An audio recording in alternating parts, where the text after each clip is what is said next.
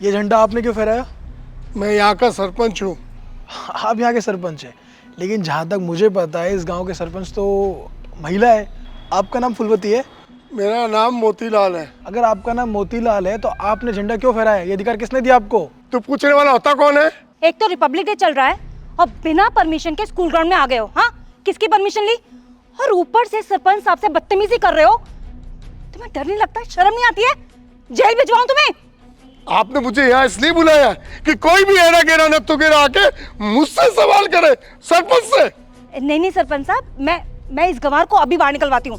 Guard, guard! Sir वो क्या है ना, ये गांव के अनपढ़ गंवार ऐसे ही स्कूल में घुस आते हैं, इसीलिए तो मैं कब से आपसे कह रही हूँ कि गेट का बिल पास करवा दीजिए।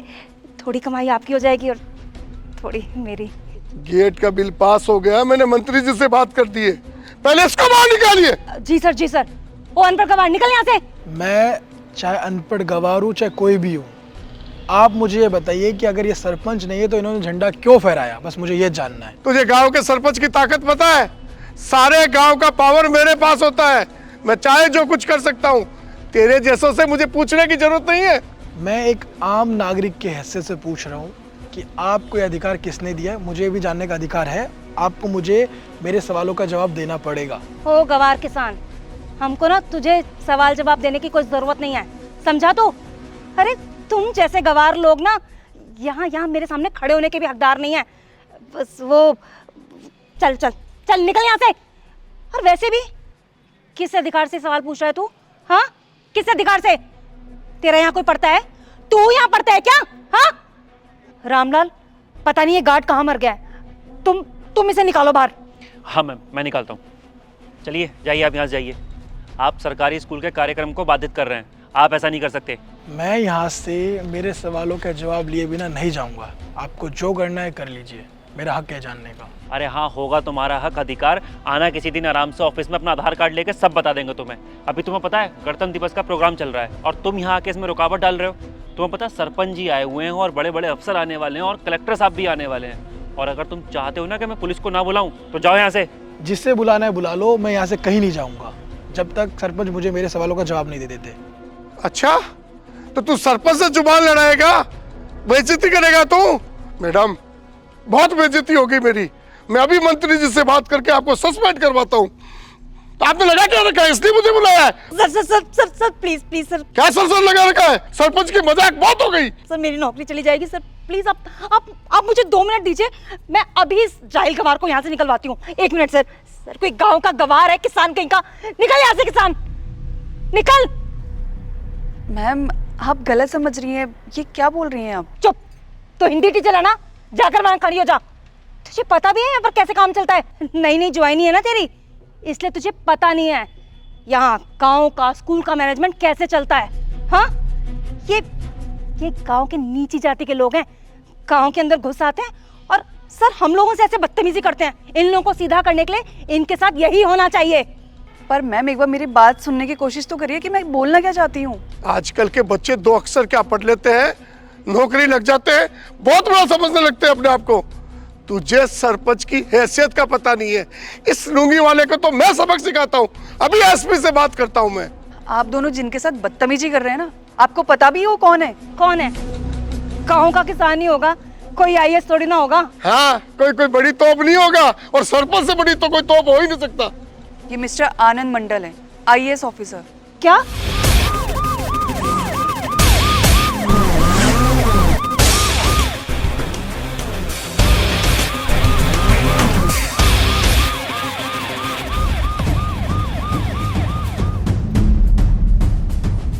ये चप्पल लुंगी पहन के क्यों यहाँ आए हैं? और ये तो 11 बजे आने वाले थे ना, जल्दी क्यों आ गए हैं?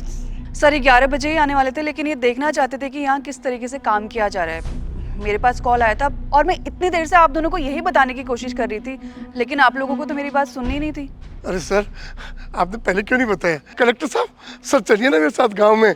देखिए आप, मैंने गांव को यहाँ से वहाँ तक उठा दिया है, रोडें बनाई है मैंने, पानी का विकास कराया। मैं बहुत ईमानदार सरपंच हूँ। मेरे जैसा सरपंच तो किसी गांव में नहीं मिलेगा। सर चलेंगे आप मेरे साथ? सर मुझे तो ईमानदारी का अवार्ड देना चाहिए। बिल्कुल सरपंच जी, आपको ईमानदारी का अवार्ड मिलेगा, बस आप थोड़ी देर सब्र रखिए। लेकिन उससे पहले मुझे किसी से मिलाना है आप लोगों को। मैम, आप इन्हें जानते हैं? हाँ सर, ये तो मेरी धर्मपत्नी है। आपकी धर्मपत्नी? अच्छा एक बात बताइए, आप इस गांव के सरपंच हैं? डरिए मत, बताइए, किसी से डरने की जरूरत नहीं, बोलिए। साहब सरपंच तो मैं ही हूँ, पर सारा काम मेरे पति ही देखते हैं। वो कहते हैं कि मैं अनपढ़ हूँ, मुझे कुछ नहीं आता, तो इसलिए घर पे ही रहते हैं। सर सरपंच तो यही है, लेकिन ये तो महिला है ना, महिला का काम तो झाड़ू पोछा घर का काम करना होता है, ये सब तो पुरुषों का काम होता है। हम पुरुष करेंगे ये सब। तो वो क्या है, मेरे पे 2-4 केस थे, मैं चुनाव लड़ नहीं सकता था, इसलिए मैंने इनको चुनाव लड़ाया। बाकी सरपंच की कमान तो मैं ही संभालूंगा ना। ये महिला कहाँ जाएगी और किससे मीटिंग करेगी? ये तो घूंघट भी अच्छी लगती है सर।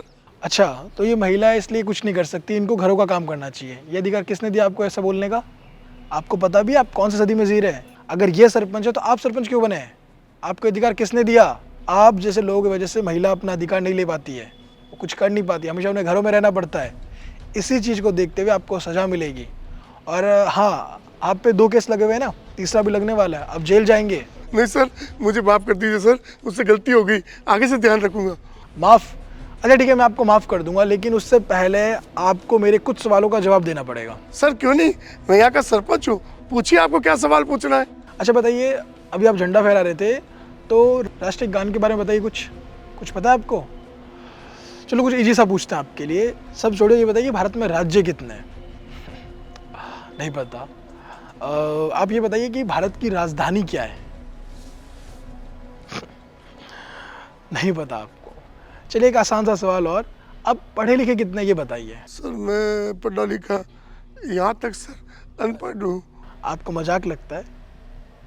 आप जैसे अनपढ़ की वजह से ही हमारा देश पिछड़ता जा रहा है। हर चीज़ को आप लोग हल्के में लेते हैं। अब सरपंच है तो क्या आपने क्या कर लिया? आप अगर पढ़े लिखे होते तो आपको पता चलता है कि रोजगार क्या होती है, लोग कितनी मेहनत करते हैं बच्चे आगे बढ़ने के लिए। और आपने ये भी कहा था कि आपने गांव में बहुत विकास किया है। आप अनपढ़ इसलिए आपको पता नहीं है। मैं इसी रोड से आया हूँ, रोड तो छोड़िए, आने का रास्ता तक नहीं दिख रहा था मुझे। ये विकास किया आपने गाँव में। आप पढ़े लिखे होते तो आप विकास करते, लेकिन आप अनपढ़ हैं। कर ही क्या सकते हैं? जो वोट देता है वो समझ नहीं पाता किसको वोट देना चाहिए, किसको वोट नहीं देना चाहिए। हर जगह भ्रष्टाचार बढ़ता जा रहा है। और मैडम, मैंने जो इनसे सवाल पूछा था, आपको उसके बारे में कुछ पता है? कुछ भी पता है? नहीं पता होगा, क्योंकि आप भी घूस दे के टीचर बने होंगे, है ना? और ये मत सोचना कि आप लोग बच जाएंगे। नकली सरपंच बन के आपने जितने भी पैसे खाए लोगों के, उसकी सज़ा आप लोगों को मिलेगी। मेरे पास सारे सबूत है। मैं जल्दी यहाँ इसलिए आया था ताकि आप लोगों को रंगे हाथ पकड़ सकूँ, या देख सकूँ कि आखिर यहाँ चल क्या रहा है। जब तक हम आवाज़ नहीं उठाएंगे तब तक आप लोग बदल नहीं सकते। और आप लोग बदलेंगे कैसे? जब तक आपको सज़ा नहीं मिल जाती। और जेल तो आप लोग जाएंगे। नहीं सर, जेल मुझे मत भेजिए, मुझे जेल से बहुत डर लगता है सर। सर मेरी तो छोटी सी गलती है सर, मेरे को जेल में मत डालिए सर। आप यहाँ के टीचर हैं, इन बच्चों को आप क्या सिखाते हैं? जाति बिरादरी के बारे में? इसकी जाति अच्छी नहीं है, उसकी जाति अच्छी है, उसके साथ बैठो, इसके साथ मत बैठो। टीचर को ये शोभा देता है? बिल्कुल शोभा नहीं देता है। आपको अच्छी शिक्षा देनी चाहिए, लेकिन आप लोग अच्छी शिक्षा देंगे कैसे? आप तो अनपढ़ है और आप घूस दे के टीचर लगे, तो अच्छी शिक्षा कैसे मिलेगी बच्चों को? नहीं मिल सकती। इसी वजह से हमारा देश पिछड़ता जा रहा है। आज हमारे देश को बहुत आगे होना चाहिए था, लेकिन बहुत पिछड़ा है। क्यों? आप जैसे कुछ करप्ट टीचर्स की वजह से। बहुत से अच्छे टीचर्स भी, बहुत से अच्छे सरपंच भी है, लेकिन उनको मौका नहीं मिलता अच्छे काम करने का, क्योंकि आप जैसे लोग उनका मौका, उनका हक खा जाते हैं। लेकिन अब ये और बर्दाश्त नहीं होगा। जब तक आपको सज़ा नहीं मिलेगी, आप लोग सालों तक जेल में नहीं रहेंगे, तब तक ये सिस्टम सुधर नहीं सकता। देर लगेगा, लेकिन ये सिस्टम सुधरेगा। चले जाइए। लो, पुलिस भी आ गई आपको लेने के लिए। और आप लोगों को फेमस होने का बड़ा शौक है ना, और आप लोगों के इंटरव्यू के लिए मीडिया आ चुकी है। जल्दी से इंटरव्यू दे दीजिए कि आप लोगों ने क्या क्या किया है। लाखों करोड़ों रुपए आप लोगों ने खाए ना, जल्दी से भर देना, वरना तो कोई नहीं बचा सकता आप लोगों को। चलिए जाइए, करप्शन में पूरी तरीके से डूब चुके हैं आप लोग। चलिए जाइए। सर माफ़ कर दीजिए सर, प्लीज़। सर मेरी कोई गलती नहीं सर, मुझे माफ़ कर दीजिए सर। हाँ सर, हमको माफ़ कर दो, गलती होगी, अब नहीं होगी। चाहिए? Get out. जाइए, चुपचाप वहाँ बैठिए। बच्चों, आप अभी स्टूडेंट है, पढ़ाई करते हैं, लेकिन अब फ्यूचर में आप लोग भी नौकरी करेंगे। तो आप हमेशा एक बात ध्यान रखना, कभी भी किसी भी करप्ट लोगों का साथ मत देना, हमेशा ईमानदार रहना। अगर आप लोग ईमानदार रहेंगे तभी हमारा देश आगे बढ़ पाएगा, समझे? तो इसलिए ईमानदार रहिए, मन लगा के पढ़ाई कीजिए। जय हिंद। भ्रष्टाचार क्यों बढ़ता जा रहा है? क्योंकि हम इसके खिलाफ आवाज़ ही नहीं उठाना चाहते, इसलिए हर एक व्यक्ति भ्रष्ट होता जा रहा है। तो प्लीज़ भ्रष्टाचार के खिलाफ आवाज़ उठाइए, क्योंकि आपके और सबके आवाज़ उठाने से ही भ्रष्टाचार ख़त्म हो सकता है। आज नहीं तो कल मुझे पूरा विश्वास है कि भ्रष्टाचार ख़त्म होगा, हमारा भारत बहुत आगे जाएगा, बिल्कुल भ्रष्टाचार मुक्त रहेगा। तो प्लीज़ साथ दीजिए और आवाज़ उठाइए, और इस वीडियो को सभी फ्रेंड के साथ, फैमिली का शेयर कीजिए, क्योंकि इसमें जो मैसेज है बहुत ही इंपॉर्टेंट है। जल्दी से इस वीडियो को सभी का शेयर कीजिए और हमारे यूट्यूब चैनल को सब्सक्राइब कीजिए, हमारे फेसबुक फॉलो कीजिए। हमेशा से मुस्कुराते रहिए, खुश रहिए। Thank you.